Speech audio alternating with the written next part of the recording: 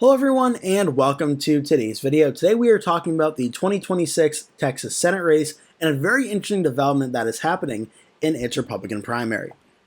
So a new poll last Tuesday showed Texas Attorney General Ken Paxton with only a slight lead over Texas Senator John Cornyn, who currently holds the seat for the U.S. Senate. The recent poll indicating Paxton leading Cornyn by 5 points in the Texas GOP Senate primary reflects Paxton's strong appeal among MAGA Trump loyalists, bolstered by his 2023 impeachment acquittal and alignment with MAGA priorities, said political analyst Craig Angranoff told Newsweek. Now, the outcome of this GOP primary in Texas could shape the competitiveness of the 2026 general election in the usually very reliably red state and affect the national Senate map. Control of the U.S. Senate remains narrowly held by Republicans, and Democrats have scouted for competitive opportunities in states outside the party's 2024 map. A divisive or weak Republican nominee in Texas could alter general election dynamics in a state where the Democrats have not won a Senate seat since 1988, so it's certainly been a very long time. In the poll, which was released by Echelon Insights, Paxton received 42% of the vote compared to Cornyn's 37%.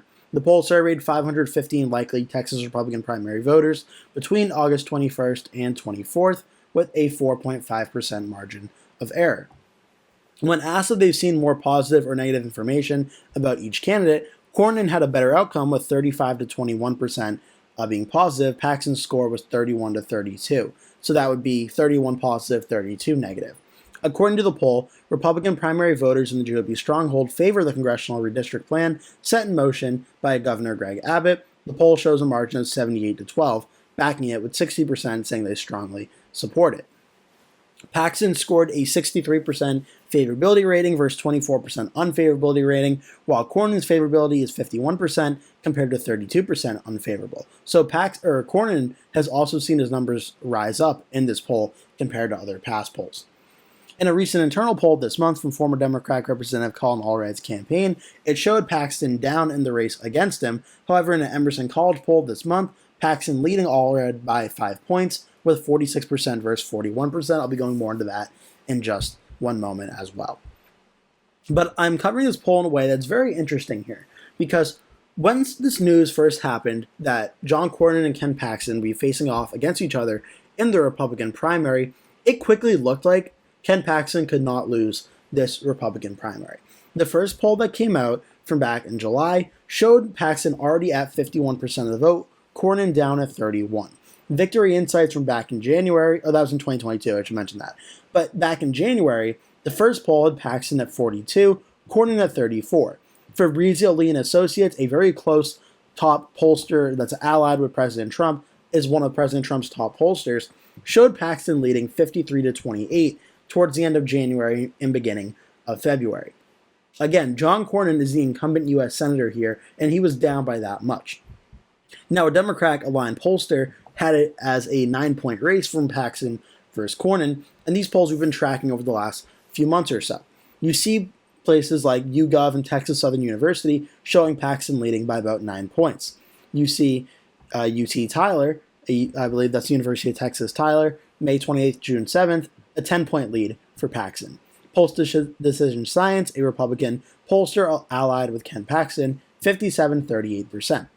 Texas Southern University did a poll, though, at the beginning of August, showing Paxton leading Cornyn by about 5 points.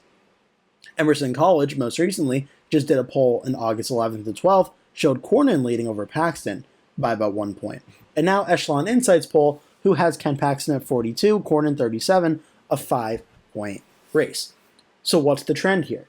Well, you could argue that in most of these polls, Paxton's still leading, but the last 3 polls, all in the month of August, have shown this race has narrowed up a lot, that the massive 10 to 20 point lead that Ken Paxton once had over John Cornyn seems to be gone. And it's not really so much that John Cornyn's made up a lot of support, because he really hasn't here. Cornyn's at 37% in the Echelon poll. Emerson only has John Cornyn at 30. Texas Southern has Cornyn at 39.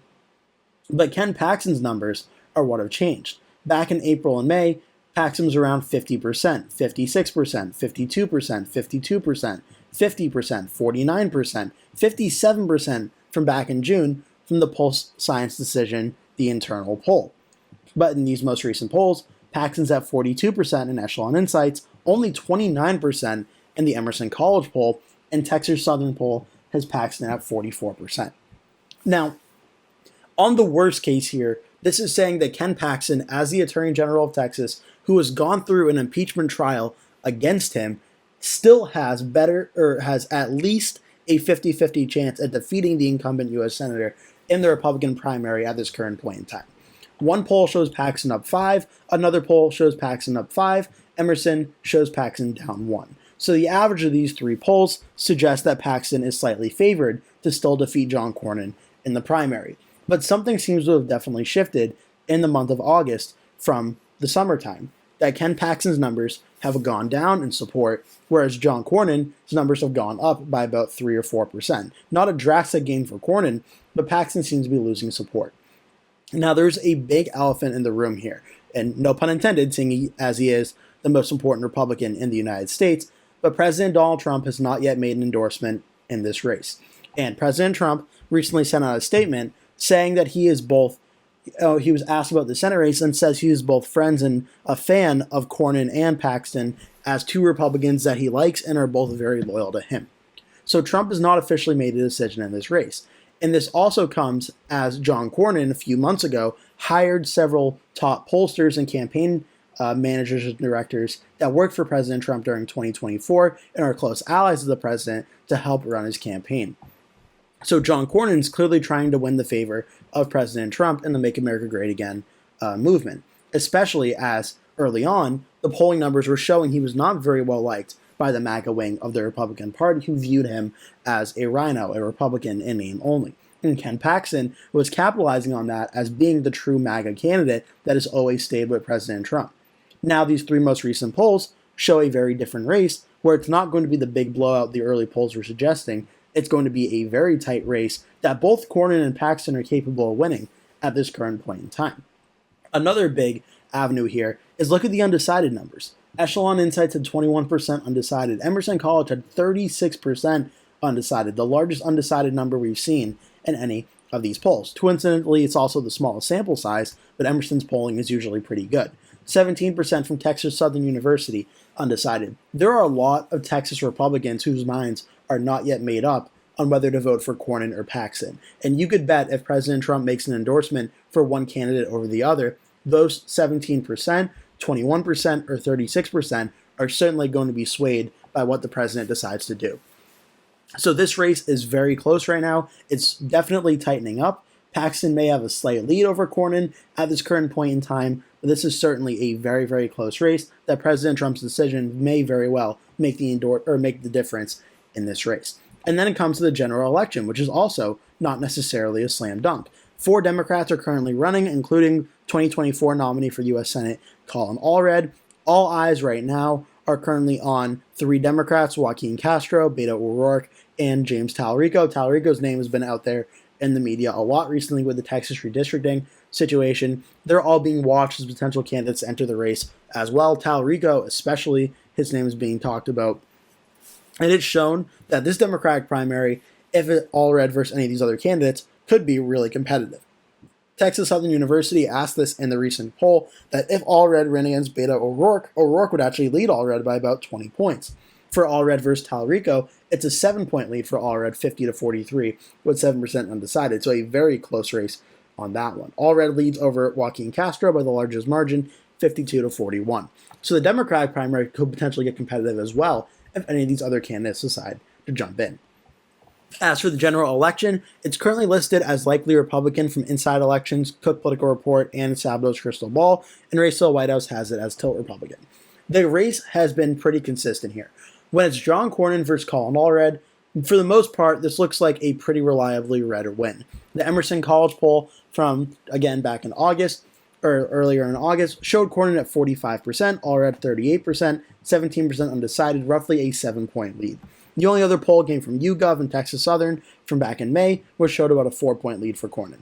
Now, for Paxton versus Allred, this poll here, which is sponsored by Allred's campaign, so certainly take this with a grain of salt, shows Colin Allred leading over Paxton by 2%. But seeing that's a campaign internal poll, we could probably disregard this one. Emerson College's poll showed Paxton leading over Allred by about 5 points. 46 to 41.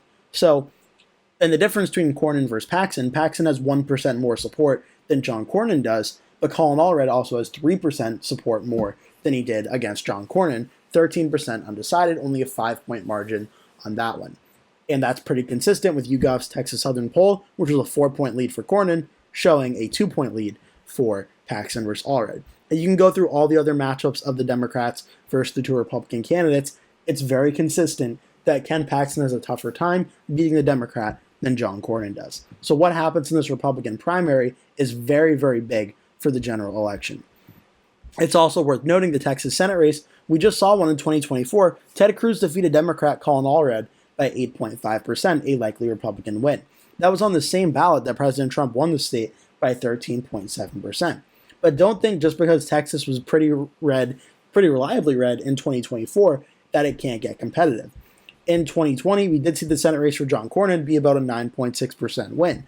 But in 2018, Ted Cruz only defeated Beto O'Rourke by 2.6%. In 2018 was the big Democratic midterm wave year that Democrats are hoping will happen again in 2026. And if the Democrats end up being right and a big midterm wave election does happen, well, Texas being under 5 points could potentially happen if Ken Paxton becomes the Republican nominee. I don't think John Cornyn is going to have that much trouble in the general election, but if it's Ken Paxton, given his scandal-plagued past, it certainly could become a very real possibility. Democrats are looking at an under 5-point Republican margin of victory in the state of Texas, which at very least excites Democrats and gives them some potential on the 26th Senate map.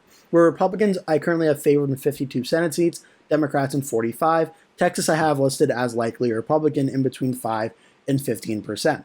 But I've long said that if Ken Paxton becomes the Republican nominee, I'm shifting this race to lean Republican and making it a under 5-point victory, because I am either that confident or that unconfident that Ken Paxton would be a strong enough candidate in the general election to win by the same margins that John Cornyn would. Maybe Paxton would be a more vocal, strong supporter of President Trump on several issues, but as for the general election, he would have a much tougher time at winning the Senate race than John Cornyn would. I hope you enjoyed this video. Make sure to like and subscribe. If you did, leave a comment below, tell me your thoughts, and any statements you want to make about this video or anything that I discussed, please leave it all down below. Thank you so much for watching. Again, please remember to hit like and subscribe, and I hope to see you in a future video.